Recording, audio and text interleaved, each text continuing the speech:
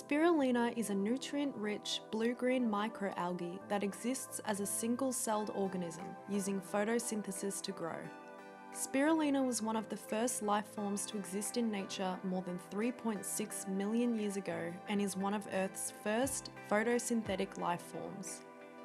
The name spirulina is derived from the Latin word for spiral or helix, which is due to the shape of its physical structure. Spirulina has gained popularity and has been deemed as a miracle and superfood by many online personalities due to its nutrient and protein-rich content. But spirulina isn't just a fad food. Spirulina has been consumed as a food source as far back as the Aztec civilization in 16th century Mexico, where spirulina is known to have grown in abundance at Lake Texcoco. Spirulina grows relatively easy and can tolerate cooler climates without dying. However, spirulina prefers to grow in warm subtropical climates with plenty of sunlight in mineral-rich, high-salt, high-alkaline lakes, or can be farmed in small or large bodies of water with the correct conditions. Most commercially sold spirulina grows in Africa, Mexico, and Hawaii.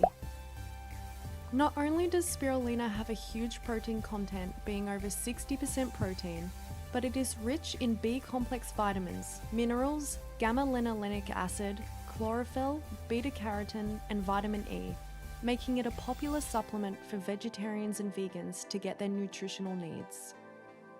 There have been many studies conducted to test the medicinal properties of spirulina, with the most common focus being on spirulina's anti-inflammatory properties.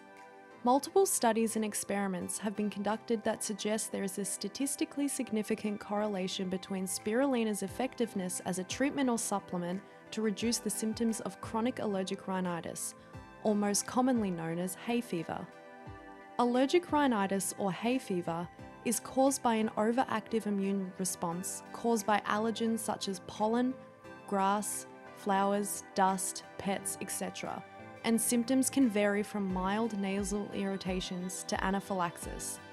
The most common symptoms include nasal congestion, runny nose, sneezing, itching of the eyes and nose, tearing of the eyes, loss of smell, and postnasal drip, which causes a cough.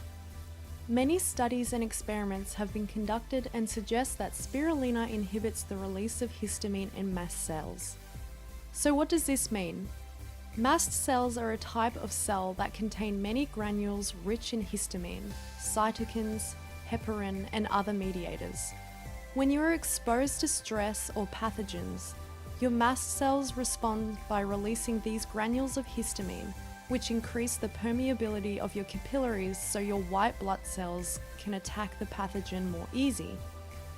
Unfortunately, although histamine helps your body heal from an injury or an infection, histamine causes inflammation, and someone suffering from rhinitis will have this response anytime they are exposed to allergens. In a study out of the Journal of the European Archives of Otorhinolaryngology, 129 patients with allergic rhinitis were given either a placebo or 2,000 milligrams of spirulina daily over the course of 21 weeks. Participants were given a card to rate the score of their symptoms, 0 being none, 1 mild, 2 moderate, and 3 severe. It was examined that participants who were given the spirulina tablets over the placebo had between a 60 to 70% decrease in symptoms compared to the control group. The results produced a p-value of less than 0.0001, which suggests a strong statistically significant correlation between spirulina and reduced rhinitis symptoms. Many more studies have been conducted and all suggest that spirulina is an effective relief for chronic rhinitis symptoms. But despite all the studies showing a positive correlation between spirulina and improved symptoms, further, more large-scale human experiments need to be conducted before commercial use for rhinitis. Spirulina's high nutrient content, undeniable anti-inflammatory properties, and easy, eco-friendly cultivation make it a perfect medicinal plant, so why not boost your immune system and your nutrition content by incorporating some spirulina into your diet?